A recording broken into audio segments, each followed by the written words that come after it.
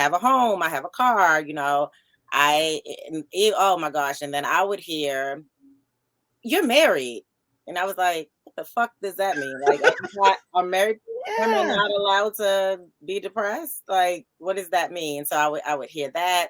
And a lot of times I did feel like that. Well, like shit, like I said, I would feel like, well, this person does have it worse than me. This person, just is losing their home. This person doesn't have a car. This person doesn't have that. So I should be grateful. And gratitude now does play a huge part in, I think, Oh, my healing, yeah. because I am so thankful and so grateful for everything that I have, everything that in my life, all the people in my life beyond just materialistic things. But, it took me a while to really get to a place to feel grateful for my life, because no matter what I had, I just wasn't happy. So it took a while to get Mm. Yeah. I don't see how you could be if you were depressed, there. but you don't know what you don't know. Yeah. You Yeah. And know. then that's the thing. I knew I wasn't, like I said, I knew I had materially, I knew I had things that other people may not have had, but I also knew that mentally and inside it, that I also had things that other people weren't dealing with. So Do you feel that we as a people are so detached from our emotions where yeah, we can't? Yeah. I do. I feel like, over the past, couple of years, mental health has become like a hashtag, and, everybody wants to talk about it boldly, but I feel like there are so many people who talk about it on social media and things like that, and then they may have someone in their lives who are battling it, and they're not necessarily showing them the support that they need. And I think that for What do you me, mean? What do you mean? yeah, so I feel like, instead of shutting someone down when they're telling you like, oh, I may feel depressed, or, I have anxiety or whatever, like I said, not coming back to them with those triggers, like just pray about it, or what do you have, like just talking to them, sometimes just hearing them out.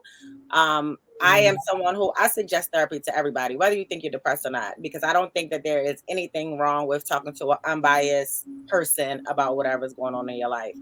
Right. um I have someone now in my life that I'm very close with, and because I've been there, I could see the traits in her that she necessarily wasn't opening up about, because sometimes depression looks very different for everybody. It does. There are happy smiling faces, functioning, going to work, going to school, getting A's, like, and they could still be depressed. And then yes, there is the person who may be crying all the time or always down, or then there's the person that's angry and we're just like, oh, they're always mad, they got an attitude, we don't want to deal with them. Like, so there's so many different faces of what depression looks like. And what I want more for people is to be able to just sometimes pick up on those little things, even when they aren't like so bold in your face. Like, yes, when someone's crying, we're like, oh, what's wrong? But like I said, when someone's high functioning, sometimes we just don't know. Oh, you said a word right there, high functioning. Mm, I know from my experience, because I was diagnosed as depressive and anxiety. mm. And I didn't understand the anxiety part, but once I got deeper into therapy, I was like, oh shit, Yeah, because I feel am. the same way. I was like, I don't feel scared. I don't feel nervous. Like, I'm like, I don't have anxiety. But then, like I said, I was like, oh shit, I do. I worry about everything. And then even if it's not worrying, like if you're a perfectionist, like that's worry. If you constantly have to be moving and doing stuff because you can't sit with your own thoughts. Sometimes a lot of people are like that. My husband is probably the best example of that. Someone who has to constantly work and work and work. And Mhm. to most people, that's not a problem. People who work and want to be successful, that's not, like, we don't look at that as that's a problem. But if you are having issues or trauma or something that you're constantly running away from, and you don't want to deal with it, and how you not deal with it is constantly staying busy, you're harming yourself just as much as somebody who's doing drugs. You know what I mean? That is so true. Are you sure we didn't go to the same group therapy? Because this is what we talked about last No, night. you know what? I've never been to group therapy at all. And I was telling you, I have a new therapist now. Oh, We do literally, you? yeah, thank Congratulations. you, because I have found it hard. I've had several therapists over probably the past 10 years. But I'm doing one right now where I don't see her. We just talk. So she doesn't physically see me. I don't physically see her. For me, that's a little easier because I feel like I think I have this stigma in my head of people judging me. Like if they look at me, they're gonna be like, because when I was depressed and my primary doctor sent me to a no more message. Is it which one is a psychologist? They sent you to, were you put on meds? Yes. A psychologist, Psychologist or psychologist. no, not the psychologist, is the talk Okay, therapy. so a psychiatrist.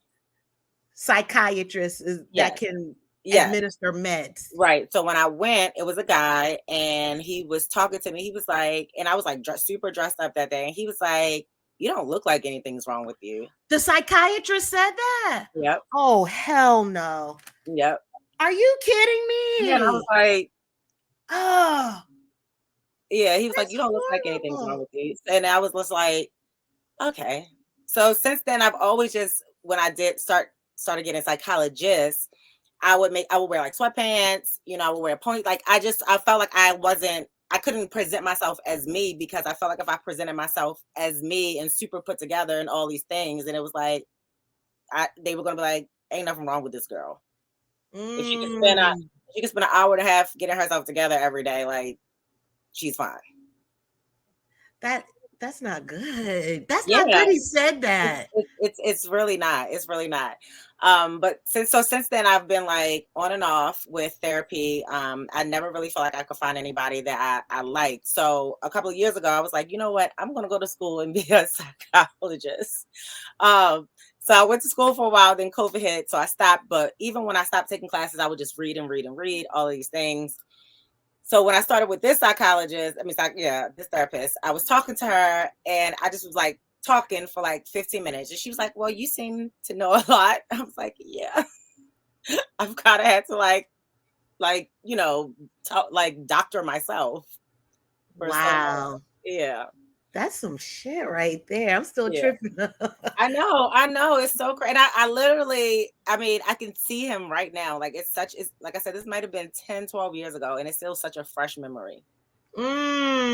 So when you were switching therapists, it's just, they just weren't good fits, or you just didn't feel like they were good fits. Was like at the very beginning, like I didn't know much about what therapy was and things like that.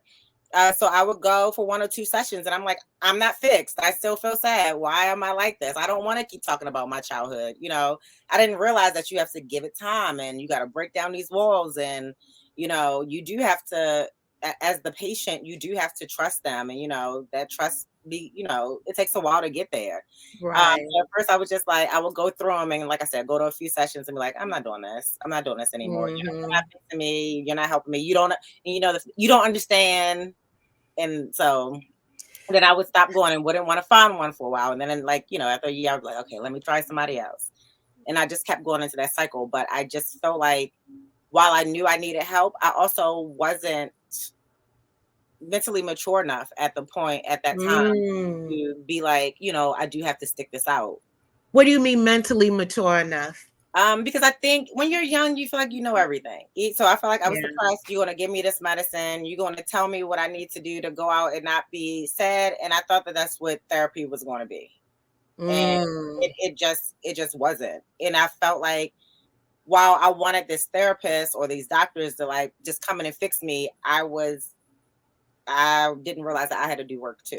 Girl, let me tell this is so true. When I went to my therapist and we did the talk therapy, and then she said, okay, well, here's some life work, homework. I was like, what? Right. Like, I got to take it home. Like, I thought it was going to be fixed sitting here at the table. And she said, no, ma'am, this is what I want you to do this. She never forced me, but because I was so low, I was desperate. Like, I'll do anything just to get some, with the depression and anxiety, you just want some relief. Yeah. And so when she said, well, I'm going to refer you to a psychiatrist to be put on medication, I was like, okay, I don't care. I'll do it. Yeah. And I did have side effects, which gained so much weight. Yeah. But you know what?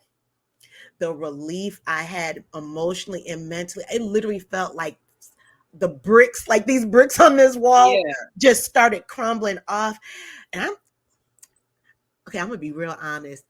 I was so numb from the medication. I was still Ursula, but I was so numb. I actually liked feeling numb just because I didn't have to go Deal through with all those right. emotions. It was Yeah. like taking a break, but I slipped up and I told my therapist that, and she's like, okay, we're gonna Right. down.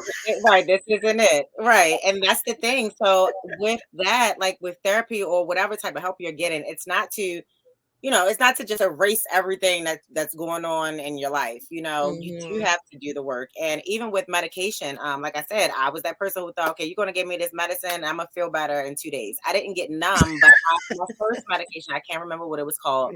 The first time I was put on medication, I remember telling her, I was like, well, I'm not crying anymore. And she was like, well, that's good. I was like, no, literally. And I wear contacts. I was like, literally, my eyes are not producing water. Like, You it's had not. that too? I was like, not because I don't want to cry. I was like, I literally cannot cry. Yeah, I experienced that too. And I remember I don't remember what it was, but I felt the emotions of crying. And I remember I Yeah. was in my bathroom and I was doing this. Don't